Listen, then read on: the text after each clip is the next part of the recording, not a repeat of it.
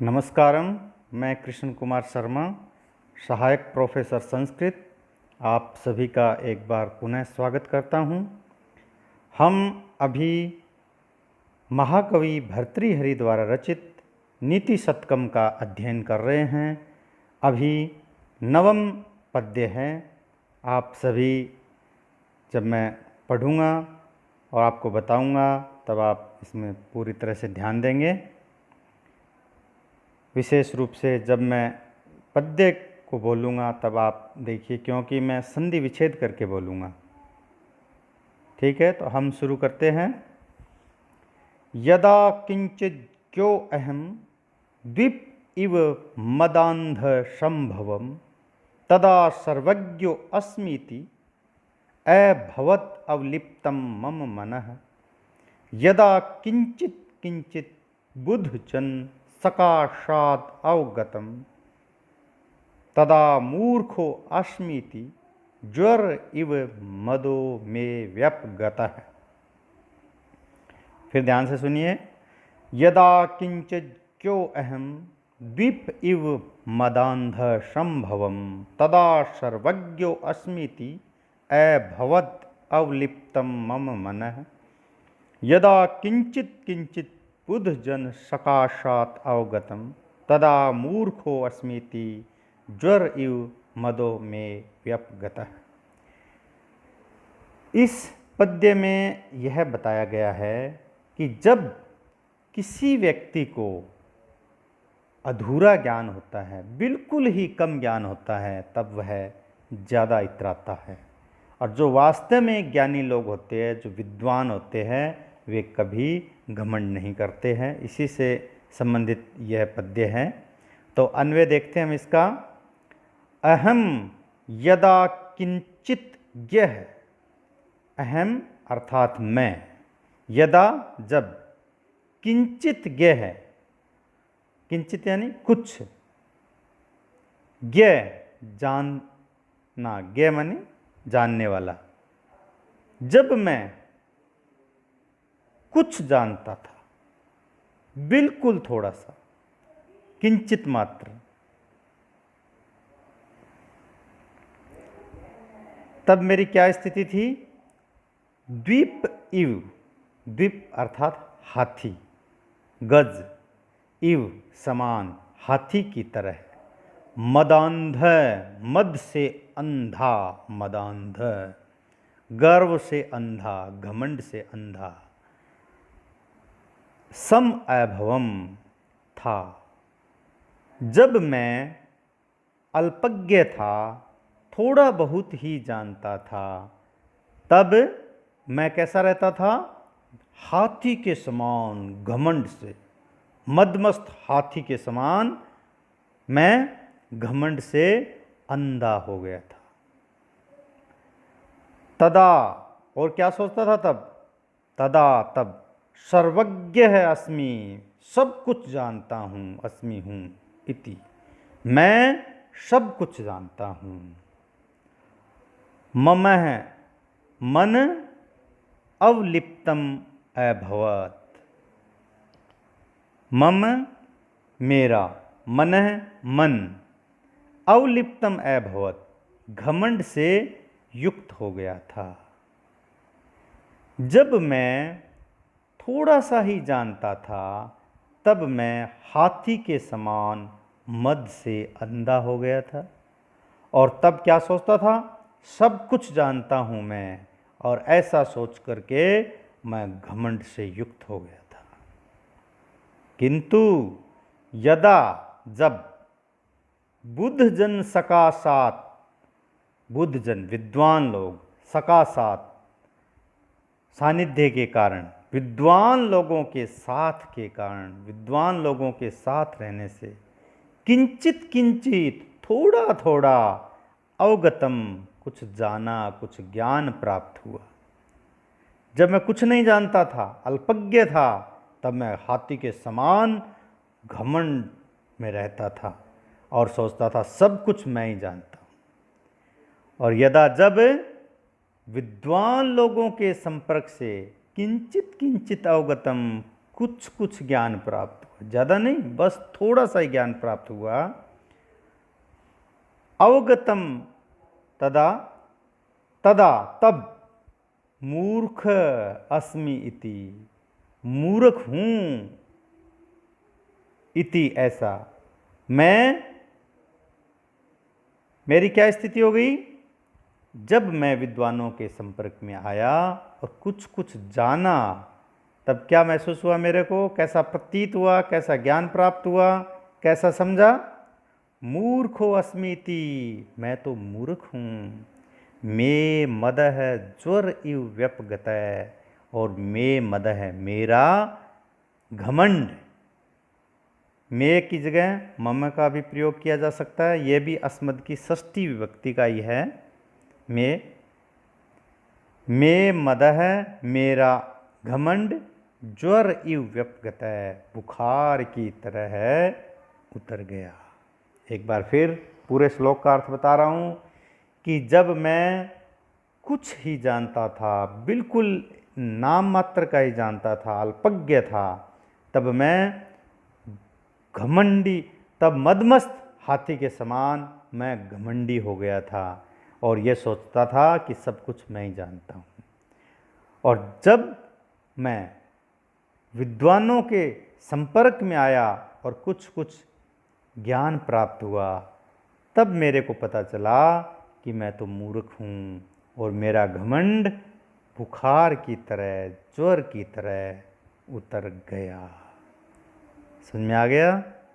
इसमें शिखरिणी छंद है और इसमें 6 और 11 पर यति होती है, अर्थात 6 के बाद थोड़ा रुकना होता है प्रत्येक चरण में।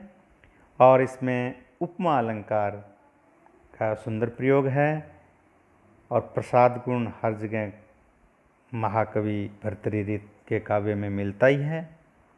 और आप इसमें कुछ व्याकरणात्मक टिप्पणी भी कर सकते हैं और करनी भी चाहिए। तो समझ आ गया? अब हम अगला पद्य और देखते हैं। इसमें यह बताया गया है कि जो नीच लोग होते हैं, दुष्ट लोग होते हैं, वो ये नहीं देखते कि हम क्या कर रहे हैं, क्या हमारा काम अच्छा है। वो अपने आप को सही मानते हैं और अपनी धुन में मस्त रहते हैं। तो क्या है अगले श्लोक में, अगले पद्य में? कृमिकुलचितं लालाक्लिनं विगंधि जुगुप्सितं निरूपम रसप्रीतया खादन्नरस्तिं निरामिषं शूरपतिम् अपि स्वापार्श्वस्थं विलोक्य न संकते न ही गणयति क्षुद्रः जंतुः परिग्रह फलगुताम।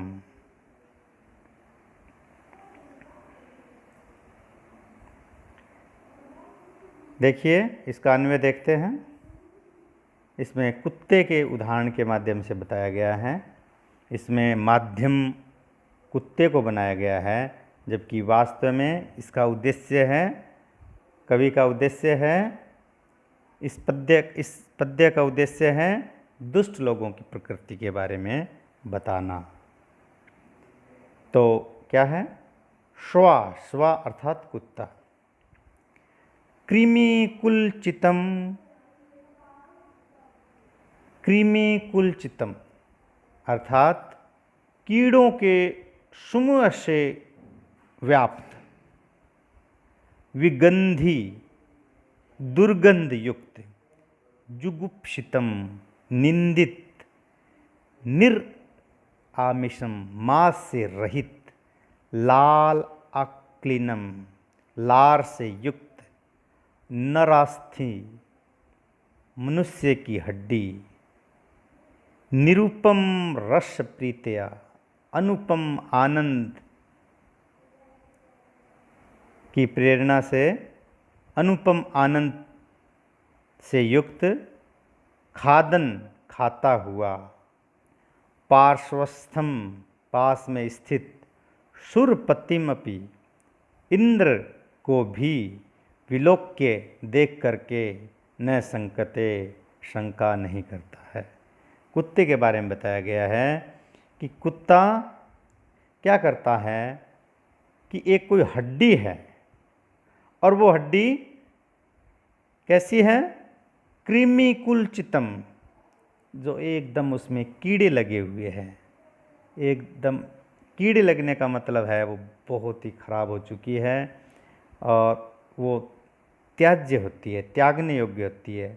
और उस हड्डी को भी, और इतना इस कीड़े लगना पर्याप्त नहीं है, इसके आगे और भी बताया गया है, विगंधी, दुर्गंध से युक्त है, जुगुप्सितम, और निंदित है। हर कोई उसको देखते ही कहता है ये क्या है, ये तो घृणा से युक्त है। निरामिषम, और उसमें मांस भी नहीं है। लाला क्लीनम, और वो लार से युक्त है। ऐसी हड्डी को कुत्ता क्या करता है, निरूपम रस प्रीतया, जितना अनुपम आनंद, अनुपम रस में जितना आनंद आता है, उससे उसी प्रकार का आनंद का अनुभव करते हुए खादन, खाता हुआ उस हड्डी को, पार्श्वस्थम, और पास में स्थित, सुरपतिम अपि विलोक्य न संकते, और उस पास में यदि सुरपति अर्थात इंद्र भी हो तो उनको देख करके भी उनको शंका नहीं आती है कि मैं क्या कर रहा हूँ। अब आप स्वयं देखें कि यदि कोई इस प्रकार का खाना हो जो बहुत ही खराब होता है और वहाँ हम कोई अतिथि आए हुए हो और भी लोग देख रहे हो और उन सब के सामने जो बिल्कुल निंदनीय खाना है, किसी प्रकार से उपयुक्त नहीं है, उसको हम खाते रहें तो कैसा लगता है। तो कुत्ते के बारे में बताया गया है। वैसे दुष्ट के बारे में बताया है कि दुष्ट ने जो तय कर लिया है वो सही मानता है और कोई उसमें लज्जा नहीं होती है, न कोई उसे संकोच होता है। फिर बता रहा हूँ कि श्वा यानी कुत्ता, कृमि कुलचितम, कीड़ों के समूह से व्याप्त, विगंधी, दुर्गंध से युक्त, जुगुप्सितम, एकदम निंदनीय, निरामिषम, मांस से रहित, लाला क्लीनम, और लार से युक्त, नरस्थि, मनुष्य की हड्डी को, निरूपम रस प्रीतया, अनुपम आनंद से खादन, खाते हुए, पार्श्वस्थम, पास में स्थित, सुरपतिम अपि विलोक्य न संकते, इंद्र को देख करके भी संकोच नहीं करता है। ही, क्योंकि कहा भी गया है, क्षुद्र जंतु, तुच्छ प्राणी, परिग्रह फलगुताम न गण्यति, जो ग्रहण कर लिया है उस पदार्थ की वो सारता या श्रेष्ठता या निसारता को नहीं देखता है कि ये श्रेष्ठ है या ये अनुकरण की योग्य नहीं है, इस तरह का विचार नहीं करता है। फिर बता रहा हूँ, ध्यान से सुनिए कि कुत्ता मांस से रहित, कीड़ों से व्याप्त, निंदनीय, लार से युक्त मनुष्य की हड्डी को या कोई भी हड्डी हो उसको इसी बड़े ही आनंद से खाता है। जबकि ये जो मैंने पहले बताए हैं कि दुर्गंध से रहित है, उस पर कीड़े लगे हुए हैं, लार लगी हुई है और न उस पर मांस है, सिर्फ हड्डी है, उसको भी मुंह से खाता रहता है, दांतों से, और बड़े ही आनंद से खाता रहता है। और उस टाइम यदि उनके पास यदि इंद्र भगवान भी आ जाए तो वो नहीं देखता है कि यहाँ इंद्र है, मैं रुक जाऊँ, वो अपनी धुन में लगा रहता है। तो ये सच कहा गया है कि जो दुष्ट लोग होते हैं, नीच लोग होते हैं, छोटी प्रकृति के लोग होते हैं, वे जो ग्रहण कर लिया है उसकी श्रेष्ठता के बारे में विचार नहीं करते हैं। वो जो तय कर लिया उसको बस सही मानते हैं, जो अपने पास जो भी वस्तु है। इसमें अप्रस्तुत प्रशंसा अलंकार का बहुत अच्छा उदाहरण है। अप्रस्तुत प्रशंसा अलंकार वहाँ होता है जहाँ पर हम किसी और को उद्देश्य बना करके और किसी और का वर्णन करते हैं, वहाँ अप्रस्तुत प्रशंसा है। हमारा उद्देश्य यहाँ दुष्ट लोगों, छोटे लोगों, प्रकृति के बारे में बताना है और हमने माध्यम बनाया है कुत्ते को। और हम यहाँ प्रस्तुत तो कुत्ता ही है, कुत्ते का वर्णन कर रहे हैं, किंतु वास्तव में हमारा वर्णन करने का उद्देश्य है नीच व्यक्ति का। तो यहाँ कौन सा अलंकार है? अप्रस्तुत प्रशंसा, और इसमें हरिणी छंद है, इसमें भी कुल 17 वर्ण होते हैं। आपके समझ में आ गया? और आपकी किसी भी प्रकार की समस्या हो, आप मेरे फ़ोन नंबर पे या व्हाट्सएप के माध्यम से संपर्क कर सकते हैं। इस कालांश में इतना ही। धन्यवाद।